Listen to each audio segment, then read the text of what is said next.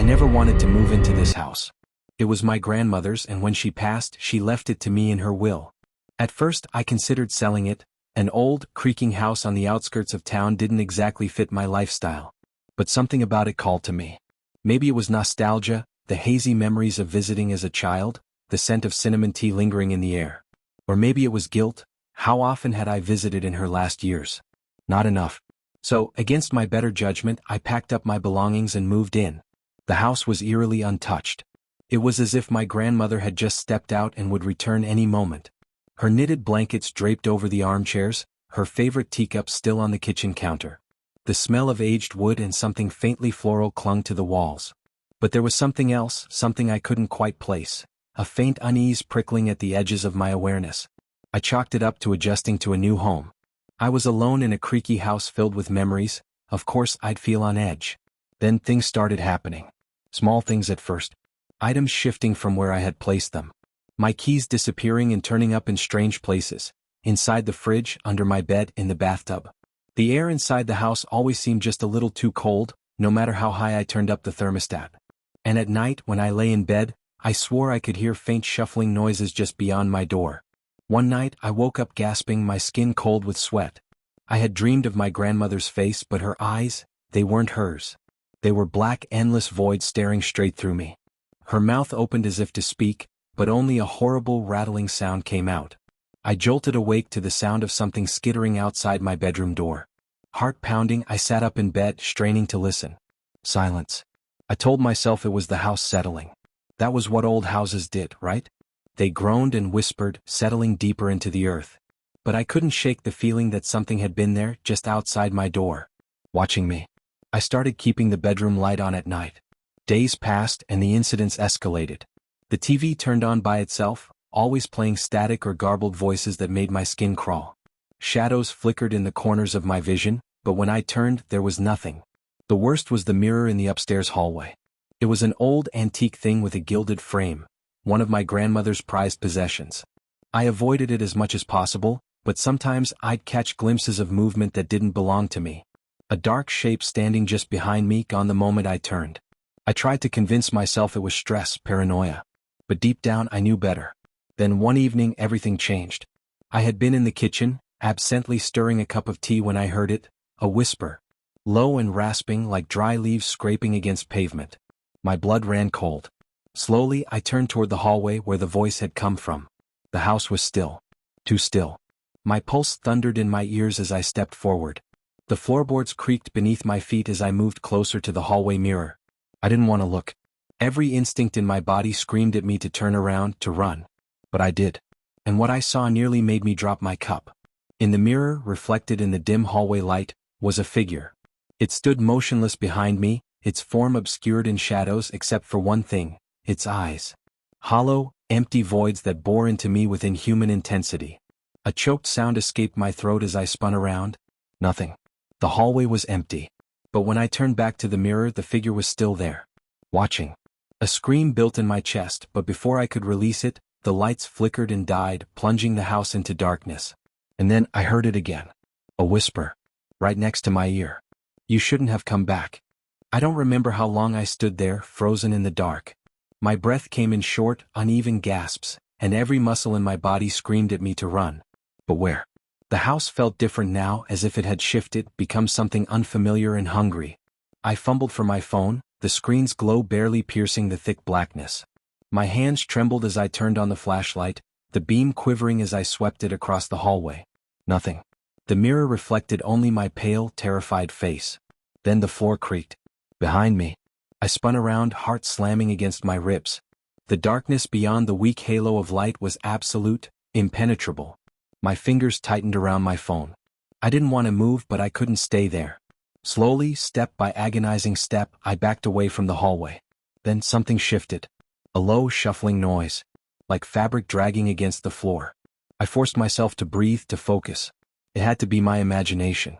My mind playing tricks on me, amplifying every sound, every movement of the house. But deep down I knew that wasn't true. The whisper had been real. I retreated to the living room, flipping on every light switch I passed. The house was old, but the wiring still worked. The sudden brightness brought a fragile sense of security, though it did nothing to banish the cold knot of fear in my chest. I didn't sleep that night.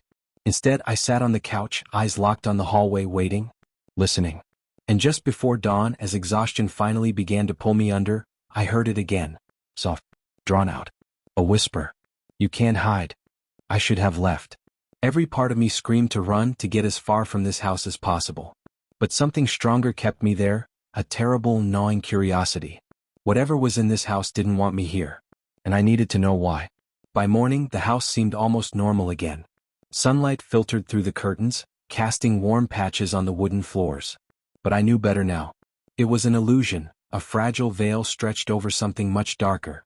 Determined, I spent the day searching the house, combing through old belongings, hidden drawers, and forgotten corners. I found nothing until I opened the basement door. A rush of cold, stale air washed over me. The stairs creaked as I descended, my phone's flashlight cutting through the thick shadows. And then, in the farthest corner, something moved. A shape, thin, contorted, emerged from the darkness. And then it spoke. You were never meant to return. I couldn't move.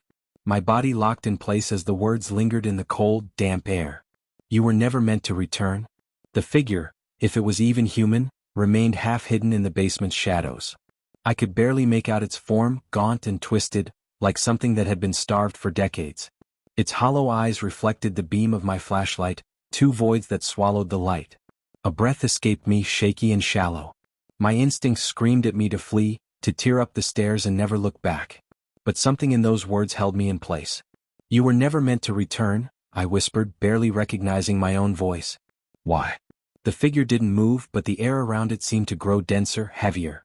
A deep, suffocating silence stretched between us before it finally spoke again. She knew. She tried to keep you away. I swallowed hard, my mind spinning.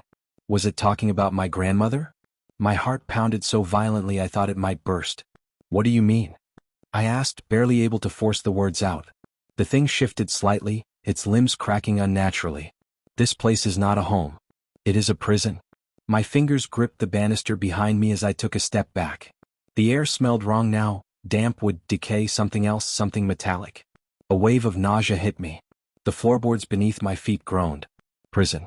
The word echoed in my mind, twisting in my gut. I glanced at the basement floor, heart hammering. A sickening thought slithered into my brain. Something was under the house. And I had to know what. Summoning courage I didn't have, I dropped my gaze to the rotting wooden planks, scanning for any sign of a hatch or loose boards. The thing in the shadows remained still, watching. Waiting. Then I saw it, a section of the floor slightly raised, the wood discolored, almost as if it had been pried up before. I crouched down, barely breathing, and pressed my fingers to the warped wood. The moment I applied pressure, the board gave way with a soft, sickening pop. The scent of something rotten flooded my senses.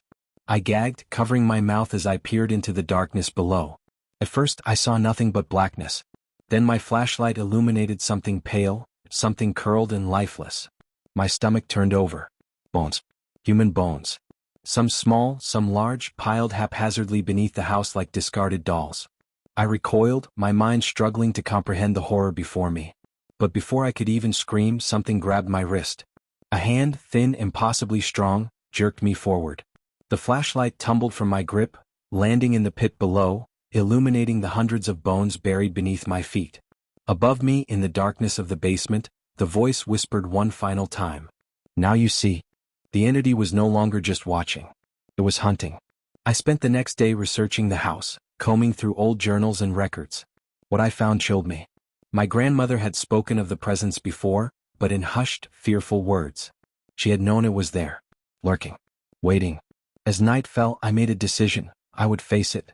Armed with nothing but my grandmother's old locket, I stood before the mirror, heart hammering. What do you want? I whispered. The shadows swirled. The mirror warped, revealing something grotesque, an emaciated figure, its hollow eyes locking onto mine. The whisper came again, only now, it was a deafening roar. You belong to me. The house shook. The air grew thick.